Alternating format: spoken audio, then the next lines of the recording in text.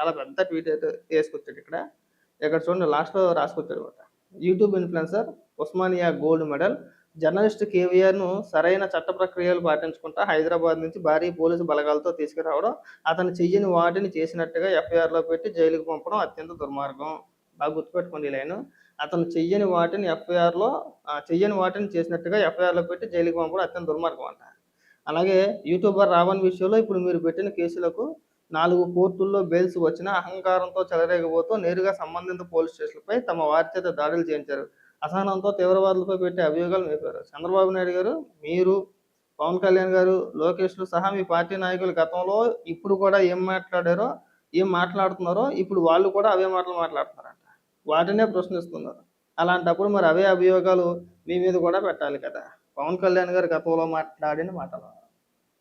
పవన్ కళ్యాణ్ గారు గతంలో ఏదైతే మాట్లాడారో, మీకు చెప్పులు చూపించి మిమ్మల్ని నా కొడకల్లారా అన్నారని చెప్పేసని అంటున్నారో, అదే భాష ఇప్పుడు రావణ్ ప్రయోగించాడని చెప్పి చెప్పుకోతున్నారో, ఆ రోజున మీరు పవన్ కళ్యాణ్ గారి కుటుంబ సభ్యుల్ని, ముఖ్యంగా చిన్న చిన్న పిల్లల్ని, ఆ బోరిగడ్డ అనిల్ గారి చేత, లేదంటే ఆ పోసాని కృష్ణమురళి చేత, ఇంకొంతమంది వైఎస్ఆర్సీపీ పార్టీ కార్యకర్తల చేత పచ్చి బూతులు తెప్పిస్తా ఉంటే, ఒకానొక సందర్భంలో ఆయన దానికి సమాధానం చెప్తూ నా కొడకల్లారా చెప్పు తెగిపోద్దు పిచ్చ పిచ్చ మాటలు మాట్లాడితే అక్కడ దాకా ఎందుకు నువ్వు మాట్లాడలేదా పెళ్ళిళ్ళు పెళ్ళాలో కార్లు అని చెప్పేసి నీ సొత్తపుస మాటలు మాట్లాడుతున్నావు నువ్వు ఊరుకుంటారండి.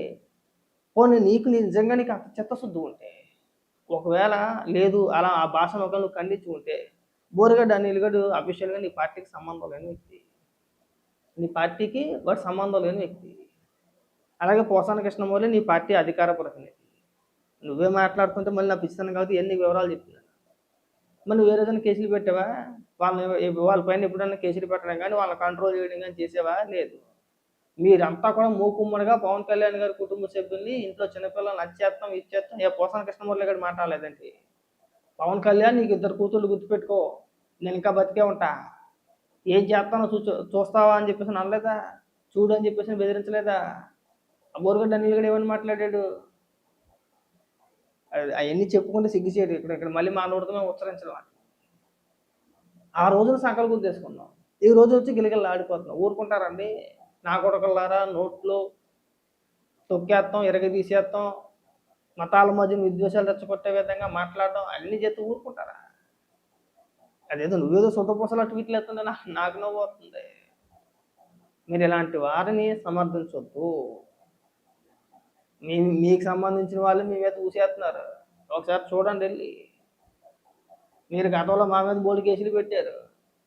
ఆ ఎఫ్ఐఆర్ కాపీ ఇక్కడ చదివిని పెడితే మళ్ళీ ఇక్కడ ఏదో సొంత జిల్లా ఉంటుంది, మళ్ళీ ఏదో అవకాశం దొరికింది కదా అని చెప్పేసి మళ్ళీ నాకు నేను భజన చేసుకున్నట్టు ఉంటుంది. అందుకే నేను చెప్పట్లా. ఈ అంతా అయిపోయిన తర్వాత, ఇష్యూ అంతా అయిపోయిన తర్వాత తమరు మా మీద ఏం కేసులు పెట్టారు, ఎఫ్ఐఆర్లో ఏమన్నా నమోదు చేశారు? అది దరిద్రం అంటే ఎంత పెద్ద దరిద్రం అంటే, జగన్మోహన్ రెడ్డి ఒక పర్యటనకి వెళ్ళాడు. కర్నూలులో ఎక్కడికి వెళ్ళినట్టున్నాడు, అన్నమయ్య జిల్లా ఎక్కడో వెళ్ళాడు. మొత్తానికి వెళ్ళినప్పుడు ఆ వరద ప్రభావిత ప్రజలతోనూ ఆ ప్రాంతంలో పర్యటిస్తున్నప్పుడు అక్కడున్న ప్రజలతో మాట్లాడుతూ ఇళ్ళ సంగతి నాకు వదిలిదెబ్బండి అని చెప్పేసి అని అన్నాడు. జగన్మోహన్ రెడ్డి అన్నదే, నేనేమి అందులో కట్ చేసి ఎడిట్ చేసి మార్పింగ్ చేసి ఇదేమీ లేదు. అదే వీడియో అన్ని టీవీ ఛానల్స్లోనూ వచ్చింది. ఏబిఎన్లో వచ్చింది, టీవీ5లో వచ్చింది, మొత్తం మీడియా మొత్తం కవర్ చేసింది. జగన్మోహన్ రెడ్డి నోరు జారాడు అని చెప్పేసి అని అదే వీడియో నేను కూడా అప్లోడ్ చేశాను. దానికి కేసు పెట్టేశారు. దానికే కేసు పెట్టారు. నేను వీలున్నప్పుడు ఎఫ్ఐఆర్ కాపీ చదివిని పెట్టాలి. బోల్డ్ సెక్షన్లు పెట్టారు. 10 ఏళ్ళు కఠిన కారాగార శిక్షకి తగ్గట్టు సెక్షన్లు అన్నీ పెట్టారు. 10 సంవత్సరాలు. సెక్షన్ 386 ఒకటి అంటే ఏంటి, నేను ఒకరిని బెదిరించినట్టు, ఒకరిని చంపేస్తానని చెప్పేసి బెదిరించి డబ్బులు డిమాండ్ చేసినట్టు. విజయవాడకి సంబంధించిన ఒక ముస్లిం అతని చేత కంప్లైంట్ ఏమని ఇప్పించారంటే, అతనట జగన్మోహన్ రెడ్డి పర్యటన వీడియోల కోసం యూట్యూబ్ వెతుకుతూ ఉంటే నా ఛానల్లో ఒక వీడియో కనిపించిందంట. అది జగన్మోహన్ రెడ్డి మాట్లాడిన మాటను వక్రీకరించి తప్పుడు ప్రచారం చేసే విధంగా ఉందంట. దానికోసం అని చెప్పేసి అతను నా నెంబర్లో కనుక్కొని, ఇది స్వతహాగానే నా నెంబర్లో కనుక్కొని నాకు ఫోన్ చేసినట్టు, నాకు ఫోన్ చేసి నన్ను అడిగినట్టు ఆ వీడియో డిలీట్ చేయమని. నేను ఆ వీడియో డిలీట్ చేయాలంటే 5 లక్షల డబ్బులు అతన్ని అడిగినట్టు, నేను 5 లక్షల డబ్బులు డిమాండ్ చేసినట్టు. ఆ 5 లక్షలు ఇవ్వకపోతే నేను అతన్ని చంపేస్తానని చెప్పేసి బెదిరించానట. ఎంతకైనా వెళ్తానో, అవసరమైతే చంపడానికైనా వెనకాడను అని నన్ను బెదిరించాడని చెప్పేసి కేసెట్టాడు. ఎఫ్ఐఆర్‌లో సేమ్ అలాగే ఉంటది.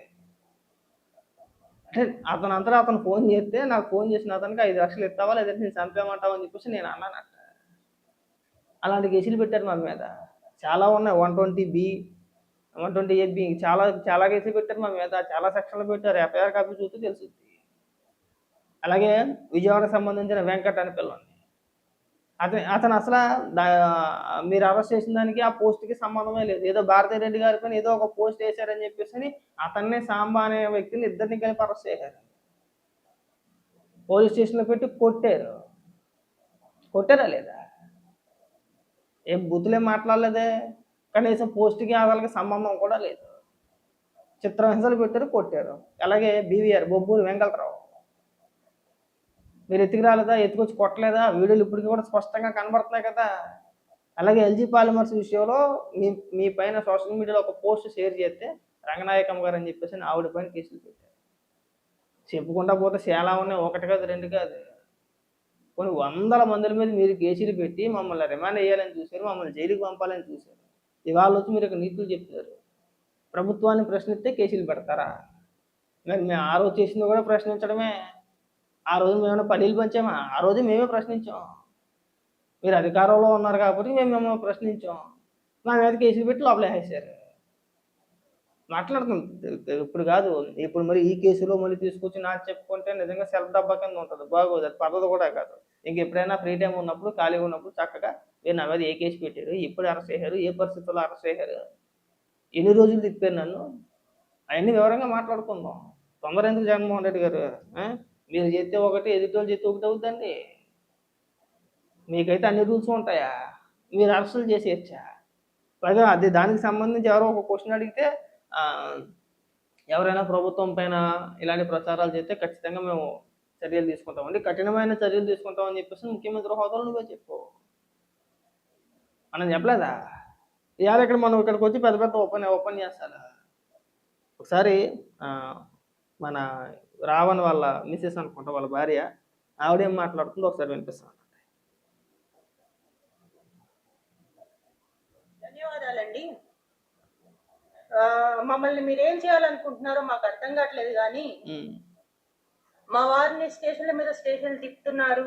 ఆయన నిజంగానే తప్పు మాట్లాడారంటే కేసుల మీద కేసు వేస్తున్నారు. వాటన్నిటికీ ఆయన బెయిల్స్ తెచ్చుకుంటున్నారు, మళ్ళీ వేస్తున్నారు, మళ్ళీ తెచ్చుకుంటున్నారు. బట్ ఎందుకండి ఇంత హెరాస్ చేస్తున్నారు? అవసరమా మీకు? ఒక మనిషి నోటి నుంచి ఒకళ్ళు మాట్లాడితే తప్పు, ఇంకొకరు మాట్లాడితే తప్పు కాదు అన్నప్పుడు ఇవే కేసులు పవన్ కళ్యాణ్ గారి మీద కూడా వేయాలి కదండి. ఇదే వద్దండి. ఇప్పుడు ఏదో మీ మీద కొద్దిగా గొప్ప మహిళలు కాబట్టి మీ మీద కొద్దిగా సింపతి ఉంటుంది. ఎవరికైనా బాధే. ఎవరి బాధన్నా ఒకటే. మీ బాధను మేము అర్థం చేసుకోగలుగుతాం. కానీ మీరు ఇక్కడ పవన్ కళ్యాణ్ గారి పేరు తీసుకొచ్చి వాళ్ళు వాడే స్క్రిప్ట్ ఏదైతే ఉందో అది మీరు చదవద్దండి. పవన్ కళ్యాణ్ గారు ఆ రోజు ఎందుకు మాట్లాడారు అంటే ఆయన పిల్లల్ని, చిన్న చిన్న పిల్లలు, వాళ్ళ కుటుంబ సభ్యుల్ని, వాళ్ళ ఇంట్లో మహిళల్ని దారుణంగా మాట్లాడుతుంటే, కించపరిచి మాట్లాడుతూ ఉంటే, మేము అది చేస్తాం, ఇది చేస్తాం అని చెప్పేసి అని బెదిరిస్తుంటే ఆ సందర్భంలో ఆయన మాట్లాడారు. మిమ్మల్ని ఎవరైనా అనేసారండి? మిమ్మల్ని కానీ, మీ కుటుంబ సభ్యుల్ని కానీ, మీ పిల్లల్ని కానీ, లేదంటే మీకు సంబంధించిన ఎవరినైనా సరే ఎవరైనా మాట్లాడారా? లేదు కదా. మీరు ఈ పోలికొద్దండి. అంటే జనాలందరూ కూడా మర్చిపోయారులే, పవన్ కళ్యాణ్ గారు మాట్లాడేశారు కదా. ఎందుకు మాట్లాడారు ఆయన? ఎందుకు మాట్లాడారండి? సో మీకు సగం తెలుసు, సగం తెలీదు. అనవసరంగా మీరొచ్చి వాళ్ళేదో మాట్లాడుతున్నారు కదా అని చెప్పేసి మీరు కూడా విషం చిమ్మే ప్రయత్నం చేయొద్దు. ఇన్ని ఉపన్యాసాలు మీ ఆయనకి చెప్పుకుంటే అయిపోయేదిగా. ఏమండి మీరు ప్రతి సందర్భంలోని కూడా అందరిని నా కొడక, నీ కొడక అంటున్నారు. మతాలను ఉద్దేశించి ద్వేషిస్తున్నారు, బూతులు తిడుతున్నారు. ఏదో రోజు మీరు ఇబ్బంది పడతారని చెప్పేసని కనీసం వాడికి చెప్పుకొని ఉంటే ఇవాళ రిమాండ్ పడేది కాదు. ఇవాళ ఇన్ని కేసులు నమోదు అయ్యేది కాదు. చూస్తారు. అన్నిసార్లు వదిలేరు. పోనీలే అని వదిలేస్తే ఏకంగా నోట్లో ఏం పెట్టుకున్నావు అనేంత వరకు వెళ్ళిపోయాడు. ఇప్పుడు ఆయన అలాగే వదిలేస్తే రేపు పొద్దున్న ఇంకో 5 మంది మాట్లాడతారు. వాడిని చూసి ఇంకో 10 మంది మాట్లాడతారు. ఈ ప్రభుత్వం మనల్ని ఏమీ చేయట్లేదులే అని చెప్పేసి అని వదలరండి. ఆ మాటలు మాట్లాడితే ఎవరు సహించరు. ఇష్టానుసారంగా అందరి గురించి మాట్లాడేస్తాం, అందరినీ బూతులు తిట్టేస్తాం, అందరినీ లోపల నా కొడకలారా, ఆ నా కొడకలారా మిమ్మల్ని వచ్చి వేసేస్తాం అంటే వదులుతారా? చూస్తా ఊరుకుంటారా? ఎన్నిసార్లు వదిలేస్తారండి? ఇప్పుడు మిమ్మల్ని ఎవరైనా పోనీ వైఎస్ఆర్సీపీ పార్టీ కార్యకర్తలు ఉన్నారు కొంతమంది. ఒకవేళ మేము ఏదైనా తప్పు మాట్లాడామనుకోండి, వాళ్ళ నాయకులను ఉద్దేశించి, మమ్మల్ని ఉద్దేశించి కూడా కౌంటర్లు ఇస్తా ఉంటారు. వైసీపీ నాయకులు మాట్లాడే భాష ఉంటది. వాళ్ళు ఎప్పుడు కూడా చంద్రబాబు నాయుడు గారినో, లేదంటే లోకేష్ గారినో, పవన్ కళ్యాణ్ గారినో ఇష్టం వచ్చినట్టు బూతులు తిడుతూ ఉంటారు. వాళ్ళు మాట్లాడిన భాష మేము మాట్లాడతాం. వాడు ఏదంటే మేము కూడా అదే అంటాం. ఎందుకు? మేము పార్టీ కార్యకర్తలం కాబట్టి. మాకు చంద్రబాబు నాయుడు గారు అంటే ఇష్టం, లోకేష్ గారు అంటే ఇష్టం. మేము తెలుగుదేశం పార్టీ కార్యకర్తం. వాడు ఎవడ కార్యకర్త అండి? వాడు ఎవడ కార్యకర్త అంటున్నా? లేదండి మాకు పార్టీలతో సంబంధం లేదు. పార్టీలకి సంబంధం లేని వ్యక్తి నీ వ్యక్తిగత విమర్శలు ఎలా చేస్తామండి? విశ్లేషణ ఎలా చేయాలి? నీకు పార్టీలకి సంబంధం లేదు, ప్రభుత్వాన్ని ప్రశ్నించాలనుకుంటున్నావు, ఎలా ప్రశ్నిస్తావు? వదిలిట్టేస్తావా? ఈ ఉపన్యాసాలని ఆయన చెప్పుకుని ఉంటే బాగుండేది. జరిగిపోయిన తర్వాత ఇక్కడికి వచ్చి వేదేరు పెడితే ఏం ఉపయోగం ఉండదమ్మా. మాట్లాడింది మా వారు మాట్లాడారు. మా కుటుంబం మొత్తాన్ని చంపేయాలనుకుంటే ఒకేసారి చంపేయండి. ఆ కేసుల మీద రోజుకొకటి నాకున్న పసిపిల్ల చాలా బాధపడుతుంది. వాళ్ళ నాన్నగారు కావాలి అనేసి చాలా ఇబ్బంది పడుతుంది. నాకున్న చిన్న పాప చాలా ఇబ్బంది పడుతుంది. తన మొక్కవన్నా చూడండి, లేదా మేము మా కుటుంబ సభ్యులు మేము అందరం ఒకేసారి. ఒక నిమిషం ఉందండి. ఇప్పుడు ఈ రోజు బాధపడే బదులు మీకు ఒక వీడియో వినిపిస్తా, ఉందో లేదో చూస్తా. ఇవాళ మా ముఖం చూడండి, ఆ చిన్నపిల్ల ముఖం చూడండి, జాలితో అన్న వదిలేనని మాట్లాడి మీరు ఆ ఇష్యూ అయిన తర్వాత మనోడు మాట్లాడిన మాటలో రాష్ట్ర వ్యాప్తంగా వైరల్ అవుతున్నప్పుడు మనోడు ఒక వీడియో చేసాడు, లైవ్ పెట్టాడు. ఐడియా ఉంది కదా? లైవ్ పెట్టి ఏమని మాట్లాడాడండి? నేను అన్న మాటలో ఒక్క మాట కూడా వెనక్కి తీసుకోను, నువ్వేం చేసుకుంటో చేసుకో, కేసులు పెట్టుకుంటావు పెట్టుకో, కేసులు పెట్టుకుంటే పెట్టుకో అన్నాడండి. ఏం చేసుకుంటావో చేసుకో, కేసులు పెట్టుకుంటావో పెట్టుకో, నేను అదిరేది లేదు బెదిరేది లేదు. మరి అప్పుడైనా సరే నీ భర్తకి ఆయనకైనా గుర్తుండాలి కదమ్మా, ఇంట్లో చిన్నపిల్లలు ఉన్నారు, మహిళలు ఉన్నారు. మనం లేకపోతే మన పిల్ల ఇబ్బంది పడతా ఉంటుంది, బెంగెట్టుకుంటుంది. మనం ఇలాంటి ఉపన్యాసాలు ఇవ్వకూడదు. అదే లైవ్లో లేదంటే నేను ఏదో ఆవేశంలో ఉద్దేశపూర్వకంగా మాట్లాడిన మాటలు కాదు, ఏదో తొందరపాటులో వచ్చిన మాటలు. ఇంకోటను కాస్త మెత్తగా మాట్లాడుంటే బాగుండేదేమో. ఆ వీడియో ఉందో లేదో చూస్తా ఒకసారి, ఉంటే కనుక ఖచ్చితంగా వినిపిస్తా. మరి అన్ని మాటలు మాట్లాడే మీరు అదేదో మీ ఆయన చేత చెప్పించేస్తే కదా ఒక ముక్కతో అయిపోయేది. ఎంతమంది చెప్పలేదండి అలాగా? బోల్మంది చెప్పారు.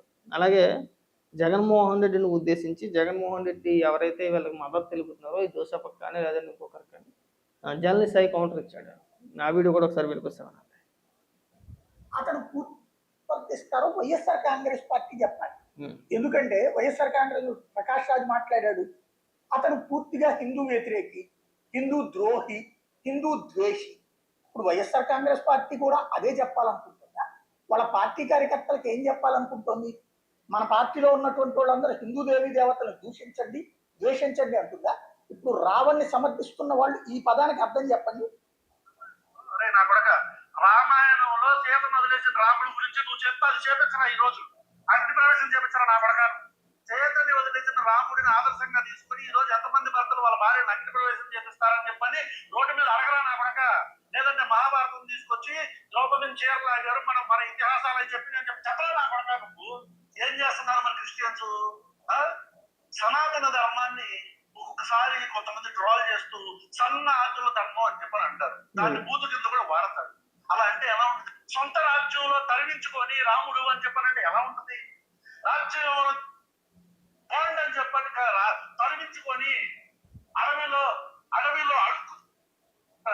వీడికి ఇది ఈ దరిద్రుడు మాట్లాడిన మాట, ఇట్లాంటి పనికి మాలిన మాటలు మాట్లాడడాన్ని ఇవాళ వైఎస్ఆర్ కాంగ్రెస్ పార్టీ సమర్థిస్తుందా? ఎత్తుకెత్తుకుంటుందా? రాముడిని తరిమేశాడా? ఏ ఏదో తరిమేశాడు? వాళ్ళ సొంత కన్న తల్లికి తోడి తల్లి అయినటువంటి, అంటే పెన్నమ్మ అయినటువంటి కైకేయి తన బిడ్డ కోసం అని చెప్పేసి ఆ రోజున రాముడిని అరణ్యవాసానికి పంపించి నా బిడ్డకి పరిపాలన ఇవ్వమని. అందులో ఈ ఎదవకు కనిపించింది అది మాత్రమే. కానీ అది తరిమి వేసినట్టు కనిపించింది. కానీ తన తండ్రి నేరుగా చెప్పకపోయినా పినతల్లి చెప్తే అది తండ్రి మాట అని చెబితే అడవులకు వెళ్ళినటువంటి వాడు రాముడు తరిమి వేయబడ్డా. ఎవడు ఈ ఎదవకి చెప్పింది? ఈ ఎదవని సమర్థిస్తుందా ఇప్పుడు వైఎస్ఆర్ కాంగ్రెస్ పార్టీ? విన్నారు కదా, జగన్మోహన్ రెడ్డి సిగ్గుపడాలనుకున్నాను కానీ ఇకనైనా సరే సిగ్గుపడాలి. ఎవరిని సమర్థిస్తున్నావు, ఎవరికి మద్దతు ఇస్తున్నావు, ఎవరిని తలకెత్తుకుంటున్నావు అనేది కాస్త సిగ్గుపడాలి. దానికి సమాధానం చెప్పు. నువ్వు ఈ హిందూ వ్యతిరేకుల్ని మద్దతు ఇస్తున్నావా? అంటే హిందూ వ్యతిరేకులు ఏం మాట్లాడినా సరే వాళ్ళందరికీ కూడా మేము మద్దతు ఇస్తాం, హిందూ దేవాలను దూషించండి, పెట్టండి, రెచ్చగొట్టండి అని చెప్పేసి అని నువ్వు అంటున్నావా అని చెప్పేసి అని డైరెక్ట్గా నీకు సంబంధించిన వాళ్ళే మళ్ళీనే. నాకు తెలుసు జర్నలిస్ట్ నీకే ఎక్కువ పని చేస్తాడు, అతనే మాట్లాడుతున్నాడు. మరి దీనికి సమాధానం చెప్పు. దీనికి ఇంకా అలా చెప్పుకుంటా పోతే ఇంకా చాలా ఉన్నాయి ఇలాంటి అంశాలు. ఎక్కడైనా సరే ఈ రావణ్ విషయంలో ఈ జోసెఫ్ గారు ఎవడైతే ఉన్నాడో వాడి విషయంలో వైఎస్ఆర్సీపీ పార్టీ వాళ్ళు అతి తగ్గించుకుంటే మంచిది. గతంలో బోరగడ్డ అనిల్ గడికి ఇలాగే కొట్టారు, ఇంకా చాలా మంది ఉన్నారు వాళ్ళందరికీ కూడా ఇలాగే కొట్టారు. ఏమీ కాదులే, బయటకు వచ్చిన తర్వాత సెట్ అయిపోతారు. ఈసారి మనం ఎలా పడితే అలా మాట్లాడకూడదు, ఎవరిని పడితే వాళ్ళని బూతులు తిట్టకూడదు అనేది వాళ్ళకి ఒక క్లారిటీ వచ్చేది. ఎన్ని రోజులు చూస్తా ఊరుకుంటారండి జగన్మోహన్ రెడ్డి గారు? మీరైనా చెప్పండి, ఎన్ని రోజులు చూస్తా ఊరుకుంటారు? ఏదో చూస్తారు కొంతకాలం, సర్లే చూద్దాంలే, ఎన్ని రోజులు మాట్లాడతాడో మాట్లాడినవ్వండి, ఏదో రోజున దొరుకుతాడు, ఖచ్చితంగా దొరుకుతారు, దొరకకుండా ఉంటారు. దొరికాడు, చేశారు. ఇంక దాని గురించి ఇంక పెద్ద పెద్ద డిబేట్లు. ఇంకా మా జడాశ్రావణ్ కుమార్ ఇంక రాత్రి నుంచి మొదలెట్టేసాడు. అలాంటి కేసులు పెడతారు, ఇలాంటి కేసులు పెడతారండి, పెట్టకుండా ఎట్టుంటారు? గతంలో వాళ్ళు పెట్టలేదా? ఎలా పడితే అలా మాట్లాడితే, ఎలా పడితే అలా తిడితే వదిలేస్తారా? కనీసం మీకన్నా ఇంగిత జ్ఞానం లేదండి? ఆ రోజున అంతలా మాట్లాడుతున్నారు కదా. మనం ఒక మతాన్ని టార్గెట్ చేయకూడదు, ఇది వేదిక కాదు, ఈ వేదిక పైన అలాంటి వ్యాఖ్యలు చేయకూడదు. ఇంకా చాలా పెద్ద పెద్ద వాళ్ళు వచ్చారు కదా ఆ సభకి, ఉన్నతమైన వ్యక్తులు వచ్చారు, చాలా పెద్ద పెద్ద వాళ్ళు వచ్చారు, చదువుకున్న వ్యక్తులందరూ అక్కడే ఉన్నారు. మరి అలాంటప్పుడు ఈ 10వ తరగతి కానీ తీసుకొచ్చి మైక్ ఇచ్చేస్తే ఇంకా ఆడికి వచ్చిన భాష అది ఒకటే కాబట్టి అదే మాట్లాడతారు. అంతకుమించి ఏమని మాట్లాడతారండి? మళ్ళీ బేదేడుపులు. రావణ్ గారిని ఏకంగా 14 రోజులు రిమాండ్కి వేసారండి, రాజద్రోహం కేసు పెట్టారు, దేశద్రోహం కేసు పెట్టేశారు, అలా పెట్టేస్తారా? అదే సభలో నువ్వు ఉన్నప్పుడు కనీసం ఒక మాట తిరిగి అనలామండి? నువ్వు రావచ్చు, ఆ సభ నువ్వు పెట్టింది, ఆ సభ నువ్వే పెట్టావు, ఆ సభకు పూర్తిగా బాధ్యత నీదే. నువ్వు మధ్యలో వచ్చి నువ్వు ఇక్కడ మాట్లాడాల్సిన సందర్భం ఇది కాదు, మాటలు కాదు, ఇది మాట్లాడాల్సిన సందర్భం కూడా కాదు, అది వేరే ప్లాట్ఫామ్లో మాట్లాడుకోండి. ఆ యూట్యూబ్ ఛానల్స్లో తిట్టుకుంటే ఎవరికి ఇబ్బంది లేదండి. ఇప్పుడు వాడు యూట్యూబ్ ఛానల్స్లో ఒక 100 వీడియోలు పైన చేస్తుంటాడుగా, హిందువులను ఉద్దేశించి, హిందూవాదులను ఉద్దేశించి, హిందువులకు వ్యతిరేకంగా హిందూ దేవుళ్ళను దూషిస్తూ 100 వీడియోలు చేశాడు కదా. ఎవడన్నా ఏమన్నా అన్నాడా? ఎవడన్నా వెళ్ళి ఏమైనా కేసులు పెట్టారా? లేదు. ఇటు పక్క నుంచి వీళ్ళు తిడతారు, ఎవరు కొంతమంది పాస్టర్లో వీళ్ళు తిడతారు, హిందువుల్ని, హిందూ దేవుళ్ళని, హిందూవాదుల్ని వాళ్ళు తిడతారు వాళ్ళ ఛానల్స్లో. అలాగే ఇలా కొంతమంది ఉన్నారు, వీళ్ళు తిడతారు. అది వాళ్ళ వరకే పరిమితం. కానీ ఇక్కడ బహిరంగంగా మనం ఒక పెద్ద మీటింగ్ లాంటిది, ఒక పెద్ద సభ లాంటిది పెట్టేసి ఇక్కడ మన రాష్ట్ర ప్రభుత్వాన్ని ఉద్దేశించి మాట్లాడుతున్నప్పుడు ఆ రాధా మనోహర్ దాస్ని తీసుకొచ్చి ప్రభుత్వానికి అంటగట్టేసి ప్రభుత్వం రాధా మనోహర్ దాస్ వెనకాతలు ఉంది అన్నో నిజంగా మీరు సమర్థిస్తారండి? ఏం చెప్పాలనుకుంటున్నారు? అప్పుడు ఇక్కడ కులాల పరంగా, మతాల పరంగా